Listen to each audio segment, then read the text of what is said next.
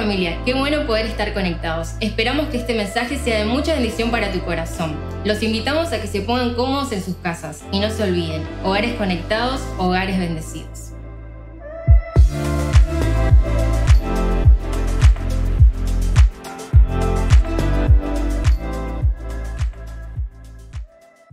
Gloria a Dios, qué lindo. Y en estos 3 días, digo 3 días porque para mí fue la reunión del día jueves, la reunión de ayer sábado a la noche y la reunión de hoy domingo en este fin de semana.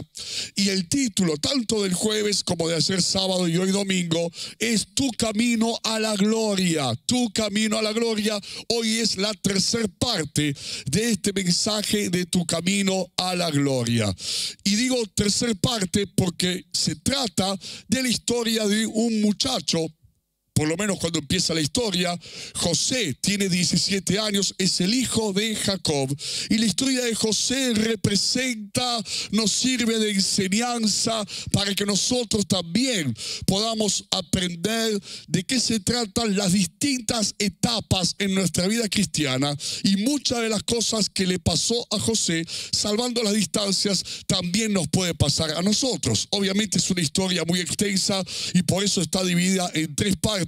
Cada una con su enseñanza, ¿no? Y les aconsejo, si tienen la oportunidad, de escuchar la enseñanza de la predicación del jueves y la predicación de anoche sábado. Hoy, repito, es la tercera parte de Tu camino a la gloria, que igualmente, aunque no tengan las 2 partes anteriores, estoy seguro que los va a bendecir y también les va a hacer de enseñanza como lo fue en su momento para mi vida. Cuando hablamos de Tu camino a la gloria, antes de que alguno se sienta inquietado, porque parece el título, ¿no?, de la vida de un artista, de la biografía de algún músico, de un jugador de fútbol que ganó unas cuantas campeonatos o copas, vas a saber, o de alguien reconocido por el mundo. Cuando hablamos de Tu camino a la gloria, no estamos hablando de la gloria carnal, de la gloria humana, no estamos hablando del reconocimiento del mundo hacia nuestra persona, de la fama que muchos anhelan tener. Cuando estamos hablando de esta gloria, es una gloria espiritual. Y esta gloria espiritual, que tiene que ver con los planes y con la voluntad de Dios para nuestras vidas, se manifiesta en primer lugar acá en la tierra. Y también hay una gloria que es nuestro destino final, que va a ser cuando vayamos al cielo, porque fuimos salvos por la sangre de Jesús y estemos con el Señor, como dice la Biblia, por toda la eternidad. Vida eterna. Y vamos a estar en la gloria de Dios para siempre. ¡Wow! ¿Cuántos están contentos por eso? Amén. Qué lindo escucharlos. Amén, Marcela. Porque en todos estos 2 meses ni amén, ni aplauso, nada. Nada. Bueno.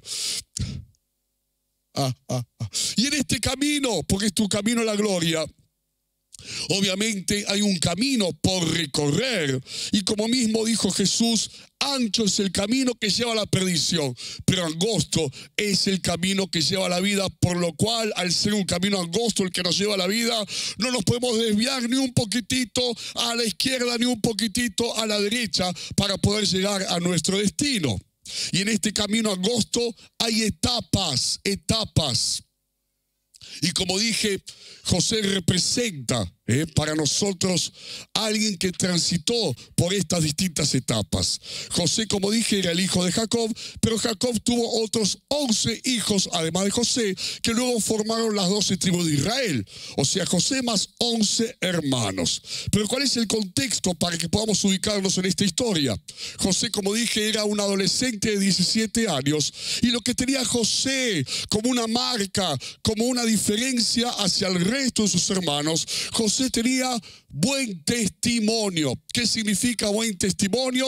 Buenas acciones, buena conducta, era fiel, era obediente a su padre, se portaba bien y hacía las cosas que tenía que hacer. Nadie podía decir nada malo, nada negativo de José, porque se comportaba como se tenía que comportar en cuanto a acciones, reacciones y forma de vida. Eso significa tener un buen testimonio, a diferencia de sus hermanos, que dice la Biblia que tenían mala fama, o sea que hacían las cosas mal. Y por lo tanto Jacob tenía como una preferencia por su hijo José, por lo cual le diseñó una túnica de colores. Ahora, si la Biblia hace hincapié en que Jacob le hizo una túnica de colores, significa que todas las demás túnicas de sus hermanos, ¿cómo eran? Blanco y negro. O gris, vaya a saber. Imagínate, para la foto familiar, los 12 hermanos, 11 en blanco y negro, y la hija José con su túnica de colores. Marcaba la diferencia, resplandecía, llamaba la atención, irradiaba algo especial. Eso es lo mismo que pasa con aquellos hijos de nuestro Padre Dios, que hacen las cosas bien, que tienen un buen testimonio por sí solos, tienen una túnica de colores, porque irradian algo especial, irradian algo distinto, algo diferente al resto, llaman la atención y son luz, brillan en el medio de las tinieblas y en el medio de la oscuridad. Por eso la túnica de colores también simboliza para nosotros de aquí en adelante el favor de Dios. La gracia de Dios, el favor del Padre Celestial para nuestras vidas. Además de eso, ya con la túnica de colores los hermanos le tenían una bronca bárbara. Envidia, celos, todo juntos. Pero además de eso, para sumar a la envidia y a la bronca de sus hermanos, un día José tiene sueños. Tiene 2 sueños de parte de Dios. Y sintéticamente en esos sueños que tuvo José de parte de Dios, Dios le mostraba cómo Dios lo levantaba a José por sobre sus hermanos y también por sobre su padre y su madre. Y José va y se lo cuenta a sus hermanos y después se lo cuenta a su papá y a su mamá. Oh, ¿para qué? Si le tenían bronca, más bronca todavía. Y esa etapa de José es la etapa de la casa, la cual estuvimos enseñando el día jueves. Entonces sus hermanos lo agarran a José en un momento que van a llevar las ovejas a pastar por allí lejos de la casa de la familia, y un día va José a buscarlos por orden y encomienda de su padre Jacob, y sus hermanos lo ven a lo lejos y dicen: ahí viene el soñador, vamos a agarrarlo, vamos a matarlo y veremos qué será de sus sueños. Menos mal que hay uno de los hermanos que dice: no, ¿cómo lo vamos a matar? Es nuestro hermano. En vez de eso, acá hay un pozo, metámoslo dentro de un pozo. Y lo metieron adentro de un pozo. Esa segunda etapa se llama la etapa del pozo. Pero después, no sabiendo qué hacer con él, vino una comitiva de madianitas, de peregrinos, de mercaderes que iban rumbo a Egipto y lo vendieron a su hermano José. Sus propios hermanos de sangre lo vendieron a su hermano José por 20 monedas de plata a esos mercaderes, que lo terminaron llevando como esclavo a Egipto. En Egipto lo compró un hombre llamado Potifar, muy importante, y lo tuvo allí como esclavo. Pero aún así, dadas las circunstancias, porque uno se piensa un poquito, lo imagina un poco, aunque sea, porque hay muchas cosas, como siempre les digo, que la Biblia no dice, que nos tenemos que poner en ese papel del protagonista del cual la Biblia nos habla. José, 17 años, adolescente, separado violentamente de su casa, de su padre, de su madre, vendido como esclavo, llevado a otra nación para ser esclavo a Egipto, siendo solamente, repito, un adolescente. Es toda una tragedia de vida, muy difícil, muy complicado. Y cuando uno lee la historia, si uno creía que tenía problemas, lee esta historia y dice: oh, este sí que tenía problemas, ¿no? Pero lo cierto es que aún allí en esa casa, siendo esclavo, José era el mejor esclavo. A tal punto que Potifar, el dueño, el amo, él lo veía tan capaz, tan fiel, tan obediente, que lo puso por sobre todo. Le dio la administración de la casa, de sus negocios, absolutamente de todo. Pero claro, también no solamente llamaba la atención del jefe de Potifar, sino también de la esposa de Potifar. La Biblia no dice cómo se llamaba, pero lo cierto es que la esposa de Potifar día tras día lo acosaba, hasta que en un momento en donde la casa había quedado vacía, la esposa de Potifar lo volvió acosar, y José tuvo que literalmente huir de esa situación. Se fue corriendo y dejó allí el manto, porque la mujer lo agarró el manto, lo agarró ahí de la ropa, y José, para escaparse, dejó la ropa allí. Y esta tercera etapa es la etapa de la casa de Potifar. La casa, el pozo y la casa de Potifar. Y hoy vamos a hablar de la cuarta etapa, que también, aunque no hayan escuchado las otras tres, tiene su enseñanza que perfectamente podemos aplicar a nuestras vidas, porque como siempre decimos, las situaciones que viven los protagonistas en la Biblia, salvando la época, las distancias y el tiempo, son muchas de las situaciones que nosotros vivimos hoy y que nos sirven como ejemplo para saber, para creer, para aumentar la fe, la confianza, porque lo que Dios hizo con ellos, también lo va a hacer con nosotros. Y dice Génesis capítulo 39, versículo 13 y luego al 16 y al 23. Al ver ella, la esposa de Potifar, que él había dejado el manto en sus manos y había salido corriendo, la mujer guardó el manto de José hasta que su marido volvió a su casa. Entonces le contó la misma historia que le había contado a los empleados, a los otros esclavos. El esclavo hebreo que nos trajiste quiso aprovecharse de mí, pero en cuanto grité, con toda mi fuerza salió corriendo. Todo mentira, ¿no? Y dejó su manto a mi lado. Cuando el patrón de José escuchó los labios de su mujer, cómo le había tratado el esclavo, se enfureció y mandó que echaran a José en la cárcel, donde estaban los presos del rey. Pero aún en la cárcel, presten mucha atención, el Señor estaba con él y no dejó de mostrarle su amor.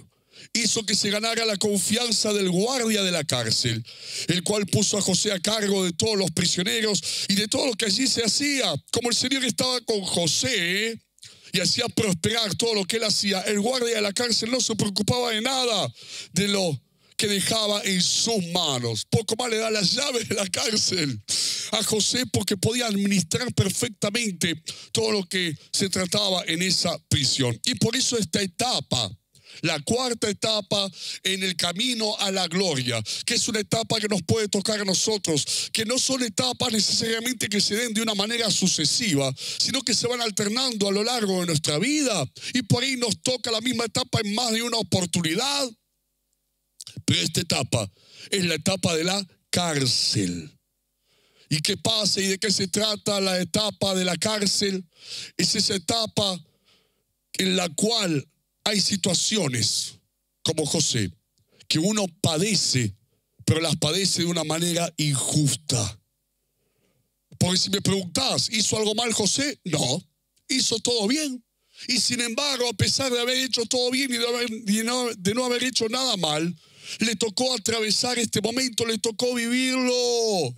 Y en un momento, por más, y no es culpa nuestra, no es culpa de nadie, por más que estemos haciendo todas las cosas bien, en algún momento nos toca pasar por esta etapa de la cárcel, en donde nos damos cuenta que estamos padeciendo, que estamos teniendo una situación, una adversidad, pero de una manera injusta, porque no lo merecíamos, no lo merecemos. ¿Y cuántas cosas hay aún hoy? Porque si vos pensás un poco lo que pasa en el mundo, lo que pasa en la tierra, en nuestro país, muchas de las cosas que suceden son consecuencia, quizás no de nuestro pecado, sino del pecado de otros. Pero esas consecuencias nos toca vivirlas, ¿a quién? A todos. Y de alguna manera, si uno lo piensa, ¿es injusto? Yo quiero agradar a Dios, yo quiero hacer las cosas bien, yo amo a Jesús, yo lo obedezco todos los días de mi vida y me toca vivirla, me toca pasarla.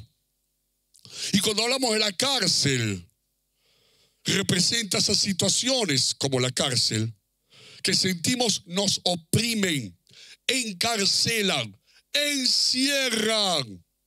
¿Cuántas veces escuchamos la frase, me cuesta salir de esta? Me cuesta salir adelante de esta situación. No sé cómo hacer para salir adelante. Se parece a la cárcel. No hay libertad de acción ni de decisiones. No es que uno puede hacer algo determinado para salir de esa situación. No es que uno puede tomar alguna determinada decisión para decir salgo de esto que parece una cárcel. es justamente en donde la llave para salir, humanamente hablando, no la tenemos. ¿Cuál es la diferencia con la casa de Potifar? Que si bien en la casa de Potifar era esclavo, gozaba de cierta libertad, de cierto reconocimiento. Y si comparamos la cárcel con la casa de Potifar, la cosa se había puesto más fea, más difícil, más complicada. Vas a saber cómo era el ambiente en esas cárceles, cómo era físicamente esas cárceles, cómo eran las comodidades que podía tener José en esa cárcel. Repito, siendo un muchacho que hasta no hacía mucho tiempo estaba en su casa con su padre, su madre, y mal o bien, aunque sus hermanos le tenían bronca, pero estaba en su hogar y era su familia. Por eso, la cárcel es esa etapa. Acuérdense de los sueños. Ese sueño que Dios le dio, que estaba diciéndole, te voy a levantar. Y de repente, si lo pensás 2 minutos, el sueño decía, te voy a levantar de parte de Dios. ¿Y dónde estaba? En vez de ser levantado, estaba abajo. Bien abajo. Más abajo imposible, no había más nada abajo. La cárcel era el último peldaño al cual podía bajar porque no había más nada para seguir descendiendo en la vida. Y por eso la cárcel representa esas etapas en nosotros, en donde parece que en vez de acercarnos al plan de Dios, acercarnos al propósito del cielo, acercarnos al cumplimiento de esos sueños de Dios para nuestras vidas, parece que nos estamos alejando. Que esos sueños están cada vez más distantes. Que ese propósito, ese cumplimiento está cada vez más lejos. Y si lo pensás, porque en toda esta historia, si tienen la oportunidad, escuchen las otras 2 predicaciones. Todo lo que le pasó a José es símbolo. No es que no le haya pasado, le pasó, es verdad, es real. Pero es de alguna manera un símbolo, representaba lo que luego le pasaría a Jesús. Porque Jesús también fue apresado, tomado prisionero, crucificado de una manera injusta, sin haber hecho nada malo. Y cuando Jesús está allí crucificado, al igual que José, parecía que estaba perdiendo la batalla en vez de ganarla. Parecía que se estaba alejando de lo que tantas veces él había dicho. Vine a establecer el reino de Dios. ¿Te imaginas a la gente mirando a Jesús crucificado? ¿Dónde el reino de Dios? Estás clavado ahí en una cruz. No podés bajar. Estás siendo condenado. Parecía también que se estaba alejando de ese propósito, por lo menos para la mirada de la gente, para la mirada humana, en vez de acercarse al propósito. Y en esas etapas de la cárcel, como dije, parece que en vez de subir, estamos ¿qué? Bajando. ¿Cuántos se sintieron así en este tiempo? No me digan que fui el único. Nos puede pasar a todos, por las circunstancias, por los desafíos, por las necesidades, por lo que tenemos que lidiar cada día. Parece que en vez de subir estamos bajando, parece que en vez de acercarnos al plan nos estamos alejando de esos sueños o de esas promesas del Señor. Pero ¿qué pasa en la cárcel? ¿Qué sucede en la cárcel? Aún en la cárcel, lo dice la Biblia, lo acabamos de leer. El Señor estaba con él y no dejó de mostrarle su amor. E hizo que se ganara la confianza del guardia de la cárcel. Aún en esa etapa que es la etapa de la cárcel, sin embargo, aún allí Dios sigue estando con nosotros. Dios nos sigue mostrando su amor. Dios nos sigue mostrando su fidelidad. Y Dios nos sigue dando de su favor y de su gracia cada día.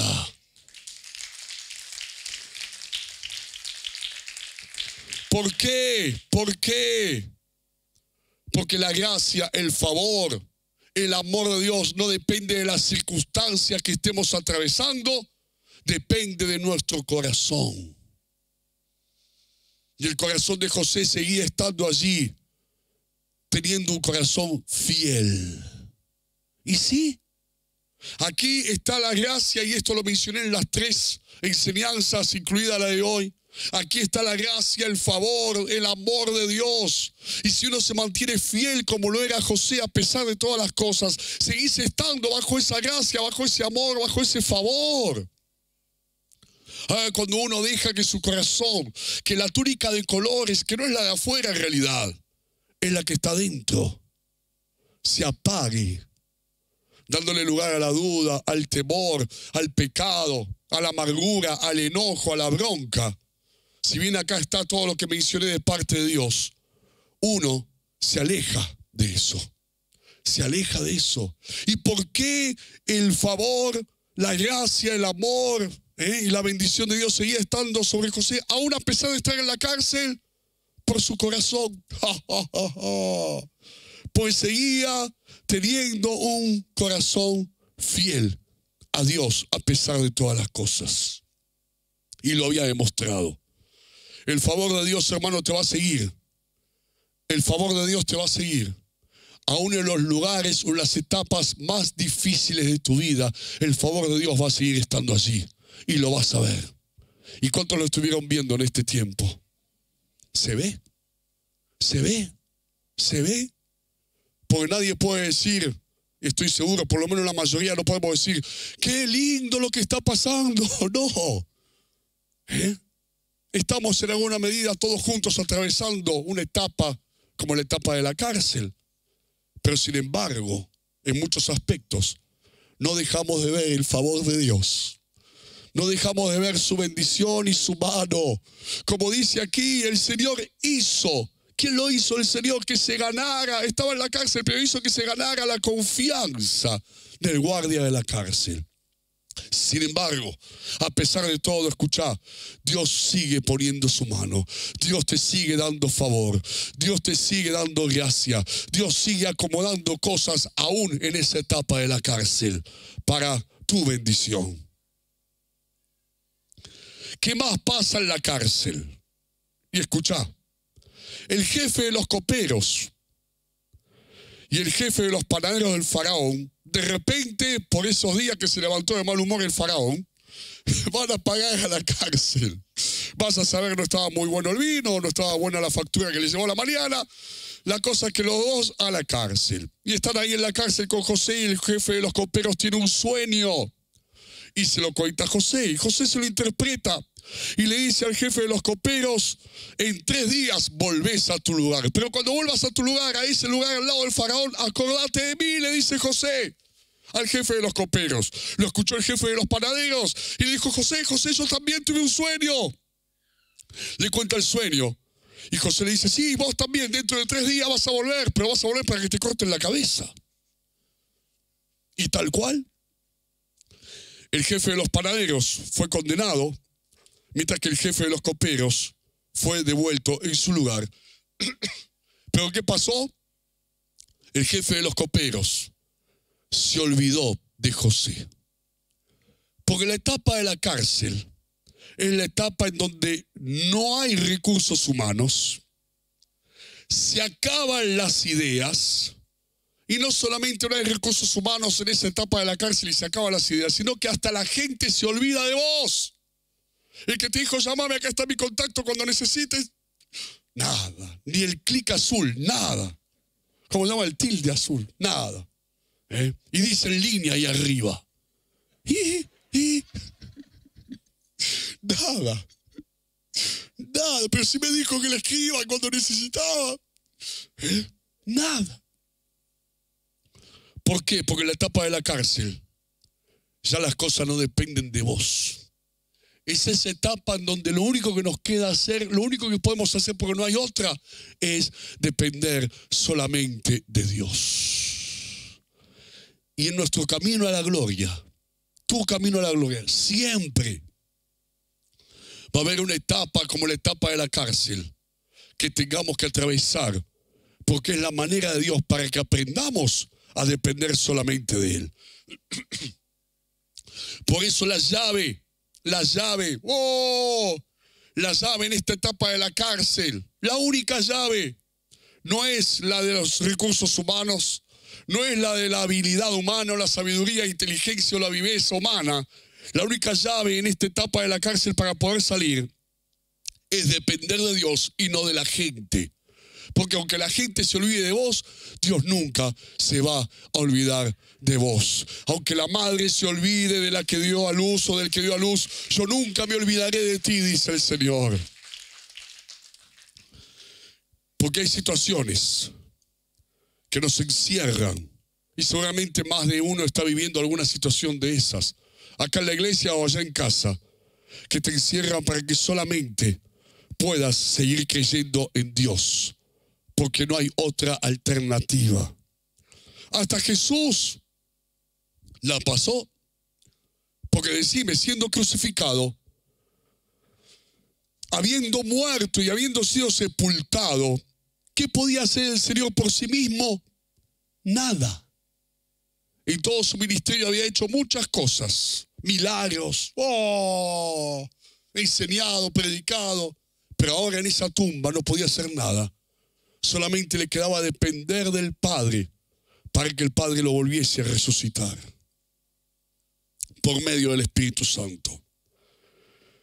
Escuchá, 2 años después, no un mes, no 2 meses, 2 años después, de repente el faraón tiene un sueño y ve 7 vacas gordas, lo hago sintético, y después 7 vacas flacas, y que las 7 vacas gordas se comen a las 7 vacas flacas.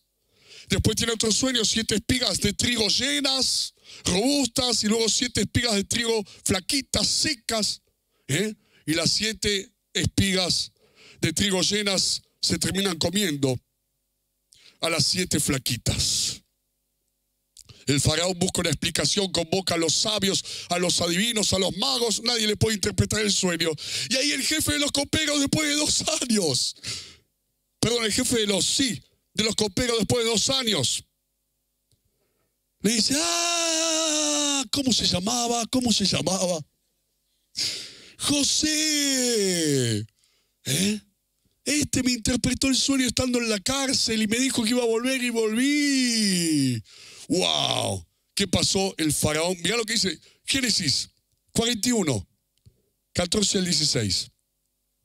El faraón lo mandó llamar a José y enseguida lo sacaron de la cárcel. Luego de afeitarse y cambiarse de ropa, José se presentó ante el faraón, quien le dijo, tuve un sueño que nadie ha podido interpretar, porque me he enterado de que tú, cuando tú oyes un sueño, eres capaz de interpretarlo. No soy yo quien puede hacerlo, respondió José, sino que es Dios quien le dará a Faraón una respuesta favorable. En un momento en este camino a la gloria, y esto te va a gustar, y allá en casa también, dejamos de bajar y empezamos a subir. Dejamos de descender y empezamos a ser exaltados por la mano de Dios, porque la Biblia lo dice, todo el que se exalta será humillado, pero el que se humilla será ¿qué? Exaltado. Y hay un tiempo de humillación y hay un tiempo de exaltación. Y así como en un momento le tocó a José el tiempo de la exaltación, de la misma manera para nosotros también llega un momento en nuestra vida en donde Dios te empieza a levantar, te empieza a exaltar y empieza a cumplir ese sueño que alguna vez puso adentro de tu corazón.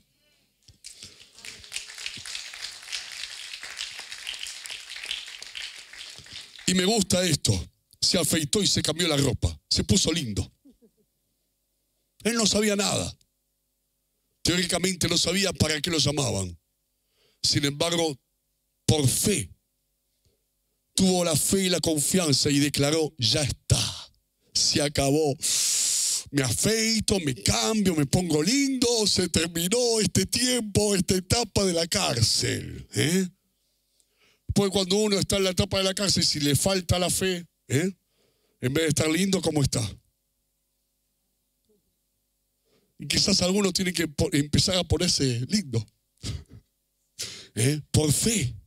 Ya está. Me empiezo a arreglar, me empiezo a poner bien.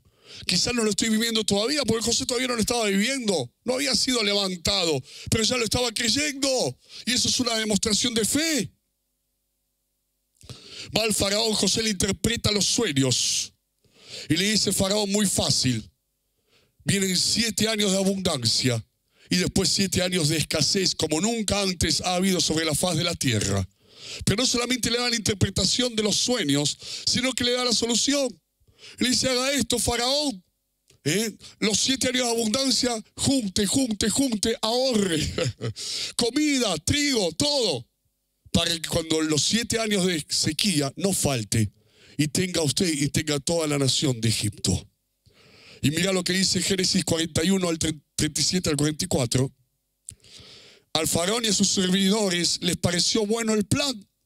Entonces el faraón les preguntó a sus servidores, ¿podemos encontrar una persona así en quien repose el Espíritu de Dios? Luego le dijo a José, puesto que Dios te ha revelado todo esto, no hay nadie más competente y sabio que tú. Quedarás a cargo de mi palacio y de todo mi pueblo, y todo mi pueblo cumplirá tus órdenes. Solo yo tendré más autoridad que tú, porque soy el rey. Así que el faraón le informó a José, mira, yo te pongo a cargo de todo el territorio de Egipto, que en ese tiempo era la nación más poderosa de toda la tierra. De inmediato el faraón se quitó el anillo oficial y se lo puso a José, símbolo de autoridad. Lo digo yo eso. Hizo que lo vistieran con ropa de lino fino y que le pusieran un collar de oro en el cuello.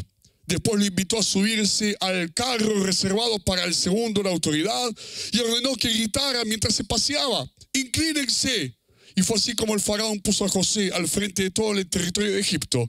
Entonces el faraón le dijo, yo soy el faraón, pero nadie en todo Egipto podrá hacer nada sin tu permiso. De allá abajo, arriba de todo. Lo mismo que Jesús. De allí abajo, de las puertas del infierno, venció a la muerte y Dios lo exaltó hasta lo sumo. Y le dio un nombre que es sobre todo nombre, para que en el nombre de Jesús se doble toda la rodilla de los que están en el cielo, en la tierra y debajo de la tierra. Así como toda la gente cuando pasaba José tenía que doblar sus rodillas e inclinarse ante él. Pero no es solamente la historia de José o la historia de Jesús, nuestro Señor, es también nuestra historia. En donde llega un momento que Dios te empieza a levantar. Porque el camino a la gloria, escuchá, incluye humillación, quebrantamiento. Y alguno me dice, pastor, yo ya de eso estoy. Pero también incluye confiar como José, seguir siendo fieles, a pesar de que parece que nos estamos alejando, cuando en realidad no nos estamos alejando del plan de Dios. Eso es lo que nos parece humanamente hablando, eso es lo que viene y nos dice nuestros pensamientos, o nos susurra el diablo al oído, pero en realidad no te estás alejando, la historia te lo demuestra, te estás acercando al plan y al cumplimiento de Dios para tu vida.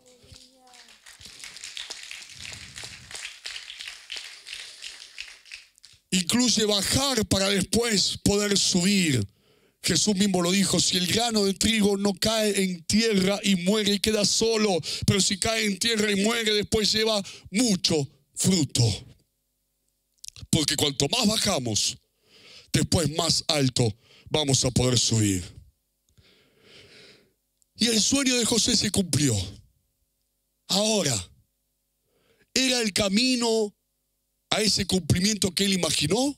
No. No era el camino que él imaginaba, ni las formas que él imaginó en que ese sueño o ese plan se iba a cumplir. Pero el plan se cumplió.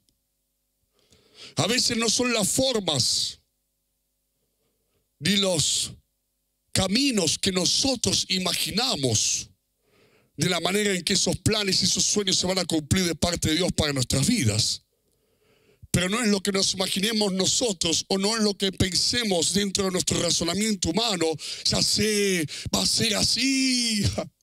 Y de repente nada que ver. Mirá si le hubiesen dicho a José apenas tuvo el sueño.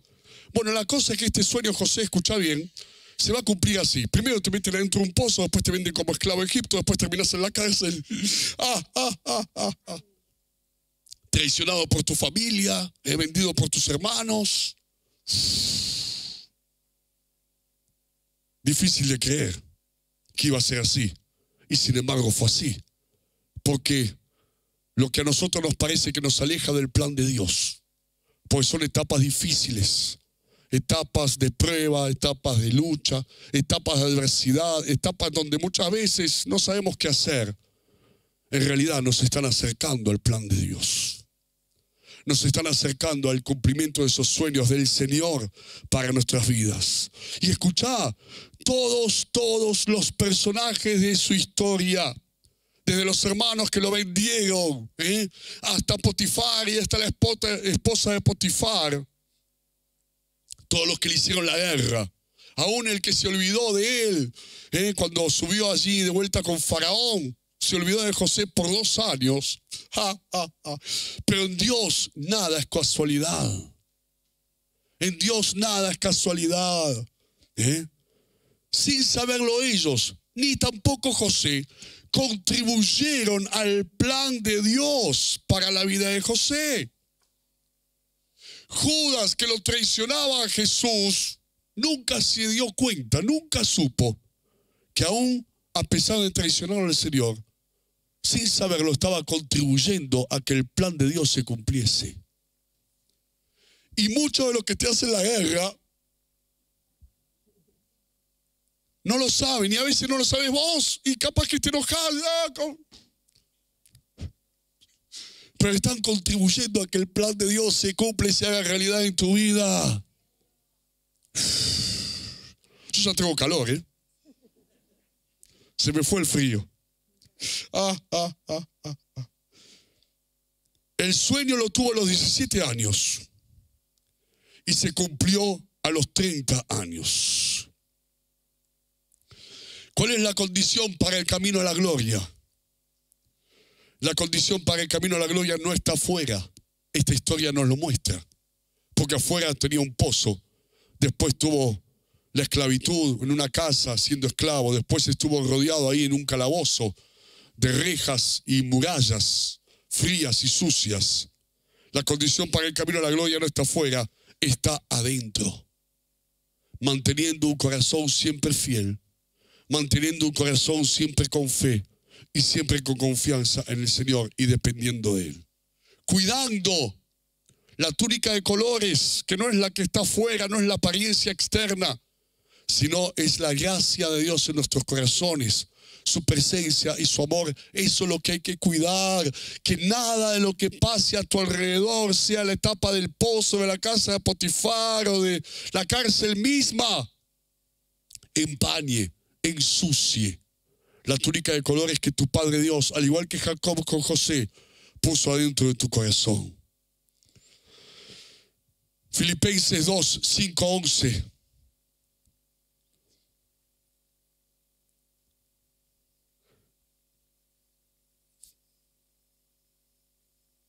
¿Sí? ¿Ya está? Bueno, dice, haya pues en vosotros este sentir que hubo también en Cristo Jesús, el cual siendo en forma de Dios no estimó el ser igual a Dios como cosa que aferrarse, sino que se despojó a sí mismo tomando forma de siervo y hecho semejante a los hombres, y estando en la condición de hombre se humilló a sí mismo, haciéndose obediente hasta la muerte y muerte de cruz, por lo cual, me gusta ese por lo cual, Dios también le exaltó hasta lo sumo y le dio un nombre que es sobre todo nombre, para que en el nombre de Jesús se doble toda rodilla de los que están en los cielos y en la tierra y debajo de la tierra, y toda lengua confiese que Jesucristo es el Señor, para gloria de Dios Padre. ¿Qué pasó después? ¿Para qué todo eso en la vida de José? Solamente para decir que bueno, Dios me levantó, acá estoy arriba de un carruaje y la gente se arrodilla delante mío para ser el mandamás después de Faraón de toda esta nación, la más poderosa de la tierra. No. ¿Para qué pasamos muchas veces todo lo que pasamos? ¿Para qué padecemos todo lo que muchas veces nos toca padecer? Después vino la época de hambre y de todo el mundo venían a Egipto a buscar alimento. ¿Y a quién tenían que ver? A José. José se transformó en el administrador de todo ese depósito de alimentos.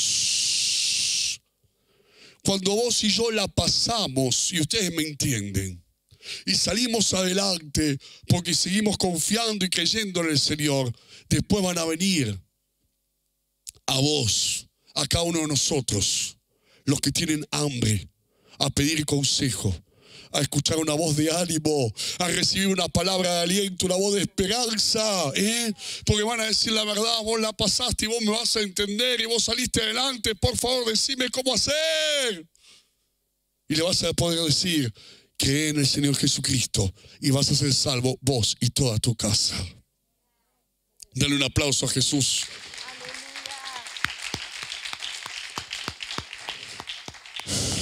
Dios te bendice, dice la Biblia, para que seas de bendición. ¿Y quién mejor que aquel que la pasó y que vio la mano de Dios? Son los que más pueden ser después de bendición a los que necesitan. Y de la misma manera Jesús, levantado como José hasta lo más alto, nos encomendó a nosotros, la iglesia, ser administradores. Somos José, la iglesia es José. Somos administradores del alimento espiritual para darle de comer a un mundo que padece hambre. Hambre interno, hambre del alma, hambre del corazón. Como Jesús mismo le dijo a los discípulos cuando había miles de personas ahí y no tenían que comer, denle ustedes de comer. Démosle de comer, porque nosotros en muchas de estas áreas la pasamos y vimos la mano de Dios. Y por ello conocimos al Señor. Y hoy podemos decirle a la gente, y tenemos con qué. Mirá, me pasó, la viví, la sufrí, la padecí. Pero ¿sabes algo? Conocí a Jesús. Dios me cambió la vida y hoy te puedo ayudar. Hoy te puedo dar el alimento que primero Dios me dio a mí. Todo es para que tu camino a la gloria no es para nosotros mismos. No es solamente para nosotros, es para poder luego ser de bendición, de bendecir y para que seas de bendición. Amén. Vamos a ponernos de pie.